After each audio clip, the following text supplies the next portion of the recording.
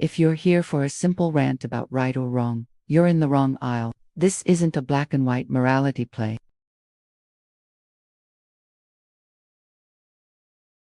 The story I'm about to tell you is complicated. It's about love, family, and the moment I chose to fight fire with fire. Right now, the tension with my mom is thick. Our phone calls, they don't sound like anger anymore. They feel like stale coffee and desperation. A quiet, grinding ache where a relationship used to be. It's the sound of two people on opposite sides of a canyon, shouting into the wind, with neither one hearing the other. And it all started 4 years ago. I'm Anaya. I grew up in a traditional Indian family, a family I loved, and a family that, I thought, loved me unconditionally. 4 years ago, I put that love to the test. I came out to them. I told them I was gay. I'd spent months, years, rehearsing that moment in my head. I pictured tears, maybe some confusion, but ultimately, acceptance. I imagined my mom holding me and saying it would all be okay. That's not what happened. The acceptance I hoped for, the hug I craved, it never came. Instead, what I got was a steady diet of lectures, sermons on religious texts, warnings about shame and damnation. When the lectures didn't work, it turned into bullying. My own family, trying to correct me, to shame me back into the closet. Eventually, it became a quiet, painful exile.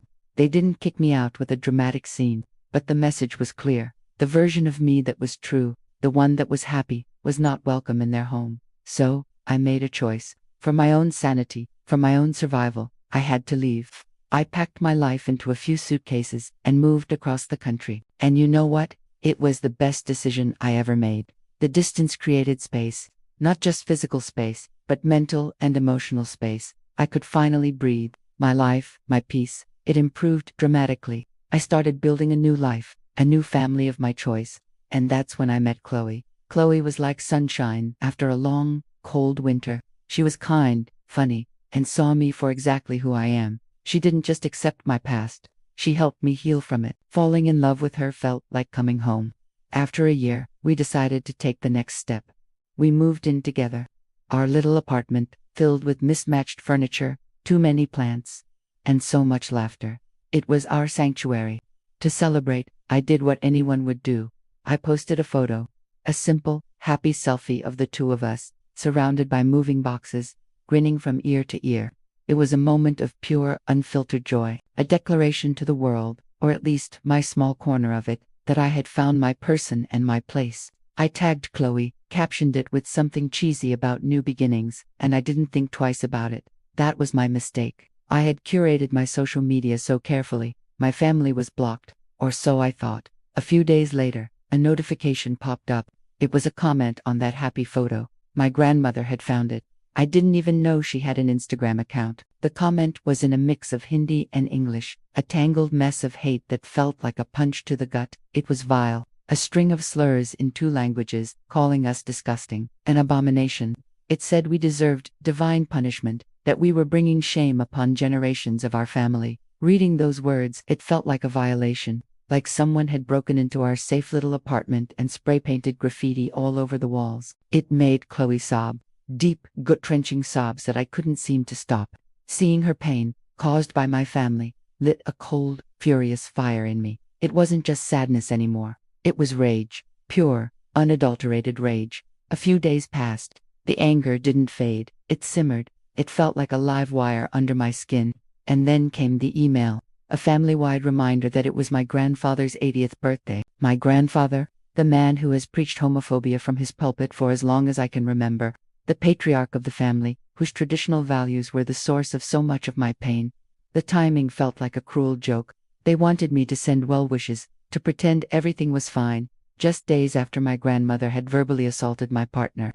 And in that moment, something in me snapped. The part of me that had always tried to be polite, to be the bigger person, to take the high road, it just vanished. All I could think about was the image of Chloe crying. All I could feel was that cold, furious fire. So, in a moment of what I can only describe as pure, calculated spite, I went through my phone. I found the most loving photo I had of Chloe and me. It was from our first anniversary. We were on a beach at sunset, and I was giving her a gentle kiss on the cheek. It was a picture of pure, quiet love. It was everything they hated. I went to the pharmacy, printed a glossy 5x7 copy, and put it in an envelope. I mailed it to my grandfather. No note, no card, no happy birthday, just the photo. I sealed the envelope and dropped it in the mail.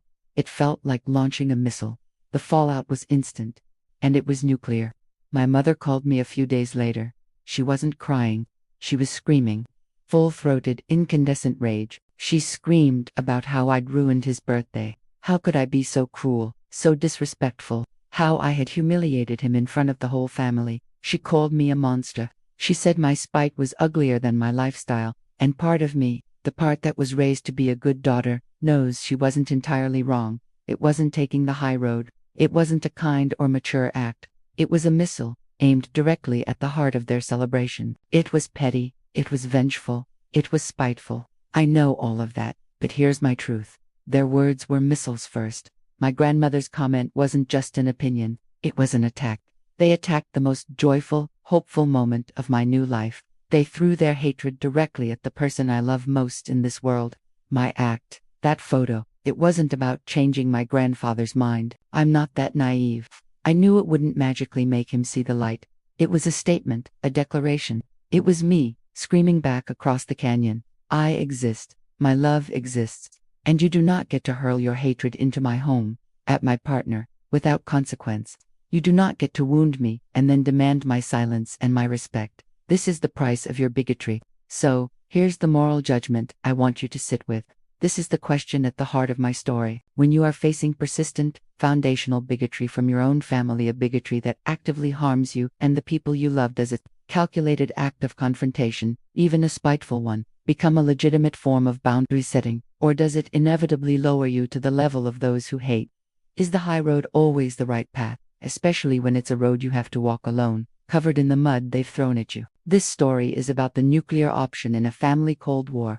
For the full breakdown, the verdict, and a deep discussion on whether peace is always the answer, head to our channel, search for The Verdict Zone, and join the community. Subscribe and hit the bell for deep dives into the conflicts where love and defiance collide.